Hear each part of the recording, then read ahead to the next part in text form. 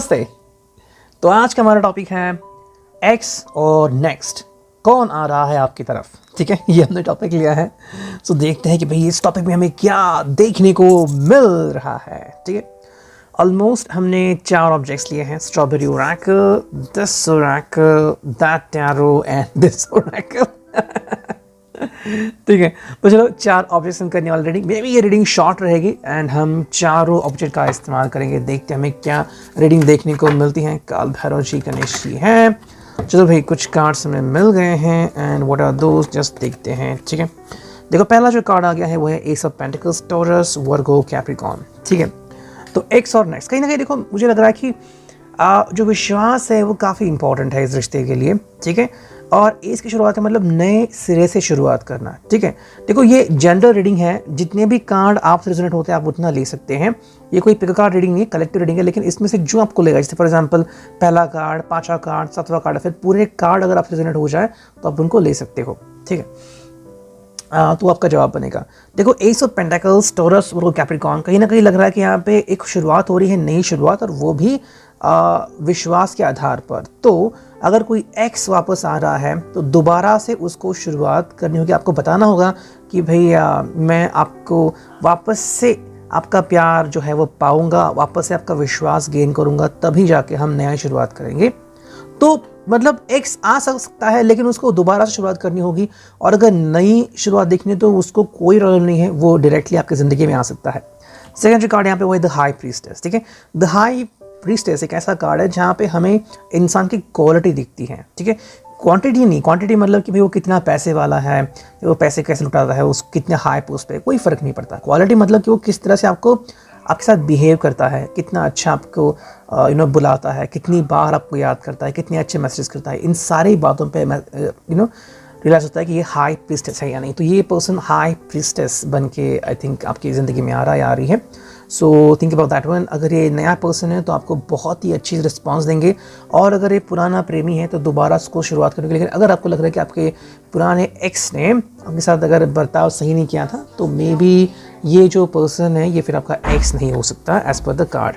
ठीक है, तो जो कार्ड है यहाँ पे वो है 5 ऑफ वॉन्ड्स। ओके, लड़ना झगड़ना काफ़ी दिख रहा है यहाँ पे। एरीज, लियो, सैज, ये हमें एक्स की निशानी लग रही है। ठीक है, एक्स अगर वापस आ रहा है तो मोस्टली आप दोनों के बीच लड़ना झगड़ना ही होगा। ठीक है, मतलब कि भाई वापस से पुरानी बातें कि तुमने क्यों ऐसा किया, तुम मुझे क्यों छोड़ के चले गए, तुम्हारी गलती थी, अच्छा मेरी गलती थी, मैंने क्या किया, वो सब बातें यहाँ पे आ सकती हैं। एंड आप महसूस कर सकते हैं कि भाई ये तो बहुत ज़्यादती हो रही है मेरे ऊपर, मैंने तो ये नहीं मांगा था।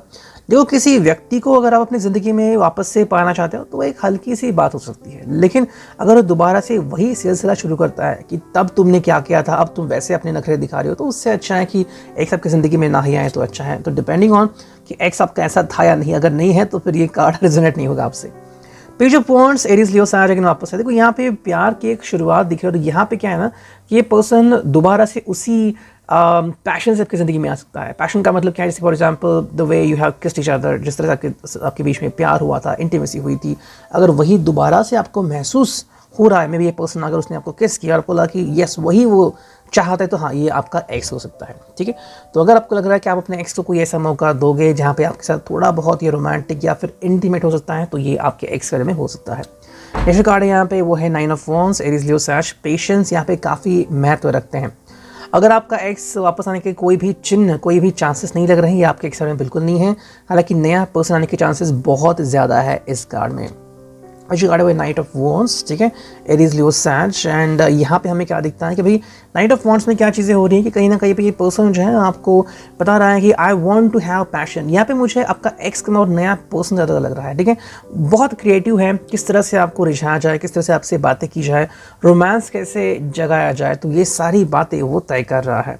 नेक्स्ट कार्ड यहाँ पे वो है पेज ऑफ सोर्ड्स। ठीक है, कम्युनिकेशन का बैरियर जो है वो तोड़ना चाहता है। तो मे बी आपका एक्स कम्युनिकेशन करने की कोशिश कर सकता है, लेकिन मेरे हिसाब से आप उसको कम्युनिकेशन नहीं करने दोगे। मोस्टली आप बैरिकेड लगा दोगे कि नहीं, इसके आगे नहीं आना है।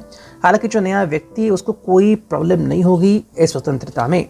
Then we got the temperance, यानी कि भाई लियो का सॉरी यहाँ पे सेक्रेटेरियस कार्ड आ गया है कि यहाँ पे आप दोनों की म्यूचुअल एनर्जी मैच होनी चाहिए। हाँ, किसी किसी के लिए आपका एक्स हो सकता है, लेकिन बहुत ही कम, यानी कि 2 या 3 लोग ही सिर्फ ऐसे हैं जिनका एक्स उनके साथ मिलके वापस से आप दोबारा से वही एनर्जी फील कर सकते हो।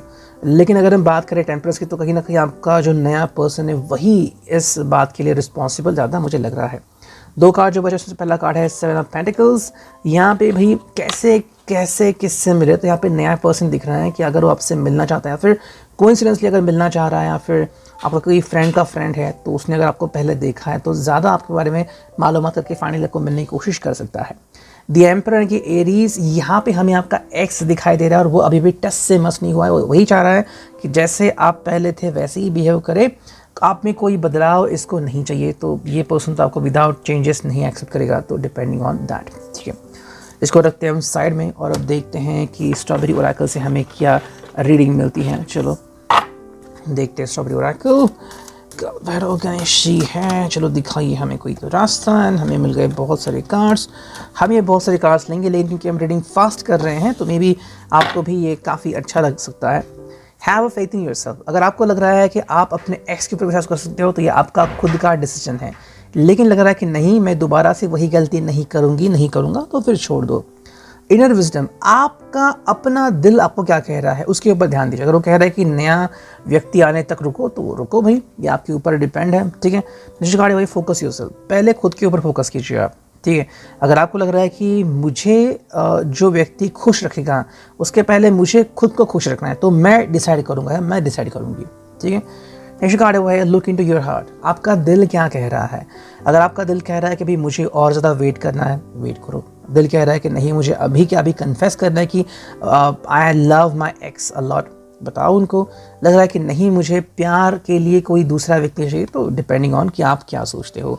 कोई अगर अभी आपका व्यक्ति बनने वाला है, आप दोनों में केमिस्ट्री बस बनने वाली, तो वेट करो उस पर्सन का जब तक वो आई लव यू ना कहे। राइट और रॉन्ग, तो ये आपको तय करना है कि अगर आप दोबारा से अपने एक्स को आने देते हो तो ये राइट होगा या रॉन्ग होगा, क्या दोबारा से वही गलती होगी। देखो ये आपके ऊपर डिपेंड है कि क्या आप चाहते हो। अगर आपको लग रहा है कि ये करने से आप कोई गलती कर रहे हो तो आपको उस गलती से बचना चाहिए, और अगर आपको लग रहा है कि ये एक मौका होगा उस व्यक्ति को सुधारने के लिए, तो मे बी आप मौका दे सकते हो। ये आपकी ज़िंदगी है। देयर इज़ लव हियर, तो प्यार हर जगह है, लेकिन क्या अभी भी आपके रिश्ते में प्यार आपको दिख रहा है? अगर हाँ तो ठीक है। Be quiet for some time, कुछ समय के लिए आप शांत रह सकते हो। अगर आपको लग रहा है कि नहीं, मैं कोई भी डिसीजन नहीं ले सकता या नहीं ले सकता, तो चुप रहिए कुछ दिन तक, एंड उस व्यक्ति को ही आपकी तरफ अप्रोच करने दीजिए। फिर चाहे आपका एक्स हो या फिर नया व्यक्ति हो, वो खुद ही आके आपको मालूमात कर देगा कि भाई मैं ही वो हूँ जो आपको ढूंढ रहा हूँ। Then try looking at new angle. अलग अलग एंगल से सोचिए, क्या लग रहा है आपको कि हाँ ये पर्सन बदल रहा है, बदलेगा। ओके देखो, बदलने के चांसेस तो काफ़ी होते हैं, लेकिन हालांकि इंसान बदलता है या नहीं वो तो डिपेंड है। हम ऐसा कहते हैं कि स्वभाव कभी नहीं बदलता, तो स्वभाव छोड़ के आदतें थोड़ी बहुत बदल सकती है। तो डिपेंडिंग ऑन आपको क्या चाहिए, इसमें चेंज इज कमिंग, तो बदलाव आ रहा है। तो किसमें बदलाव आ रहा है? आपकी सोच में कि नहीं भाई मैंने अब तक नए व्यक्ति को एक्सेप्ट नहीं किया, अब मैं नया प्यार एक्सेप्ट करूँगी, या फिर कि हाँ भाई मेरा एक्स बदल रहा है। तो डिपेंडिंग ऑन कि आप क्या सोच रहे हो, ठीक है। ये हो गए दूसरा, एंड अब ये देखते हैं तीसरा ओरेकल हमें क्या कहता है, ठीक है। चलो देखते हैं, इसको चालू करते हैं। इसके नीचे ही कार्ड्स इसलिए मैंने दिखे नहीं। काल भैरव जी और गणेश जी, चलो एक कार्ड आ गया और देखते हैं हमें कौन से कार्ड आते हैं। काल भैरव जी और गणेश जी गाइड कीजिए, हमें दिखा दीजिए कि कौन से कार्ड्स आ रहे हैं। वो लगता है आप थोड़े काफ़ी स्टबर्न बन चुके हैं, या फिर एक्स काफ़ी स्टबर्न, या फिर नया पर्सन काफ़ी स्टबर्न है, ठीक है। चलो इतने कार्ड्स मिले हमें, तो मे बी यही काफ़ी है।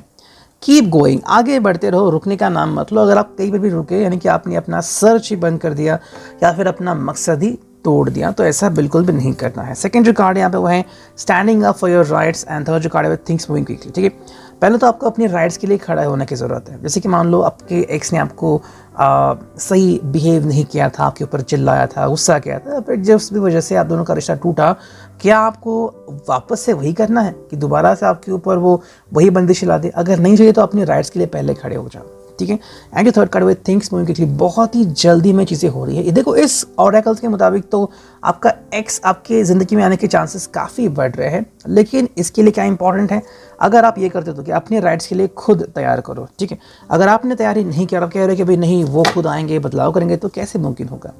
फोर्थ एंड फाइनल ओरेकल देखते हैं काल भैरव गणेश की कृपा से क्या कार्ड्स आते हैं। ओके चलो देखते हैं हमें क्या रीडिंग मिलती है। चलो करते हैं कार्ड्स की शफलिंग, एंड हियर वी गो। बुद्धि के देवता गणेश जी हैं। तो देखते हैं हमें कालों के काल तुम महाकाल काल भैरव है।